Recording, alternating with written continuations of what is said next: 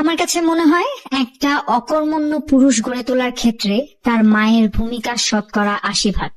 জন্মের পর থেকে বাঙালি মেয়েরা অত্যন্ত নিষ্ঠার সাথে তাদের পুত্র সন্তানদের জগতের সকল মুসিবত থেকে রক্ষার ব্রত পালনে অগ্রণী ভূমিকায় অবতীর্ণ হন। ফলশ্রুতিতে জীবন ধারণের বেসিক নলেজ থেকে পুত্র সন্তানরা কয়েকশো ক্রস দূরে থাকে। রান্না করা, ঘর মোছা, কাপড় ধোয়া, বাসন মাজার মতো বেসিক নলেজ ম্যাক্সিমাম বাঙালি পুরুষদের নেই, অস্বীকার করতে পারবেন না। মেয়েরা তাদের নিজেদের শত অসুবিধা অসুস্থতা সত্ত্বেও পুত্রদের সব কাজ নিজে করে দেন।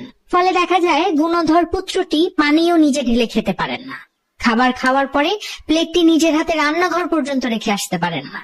সবচাইতে ভয়ঙ্কর ব্যাপার ঘটে যে ঘরের কাজকর্মকে কাজ হিসেবে সম্মান দেওয়ার মানসিকতা তাদের মধ্যে থাকে না, এবং এই সমস্ত অভ্যেসের কারণে কোনোদিন তৈরিও হয় না।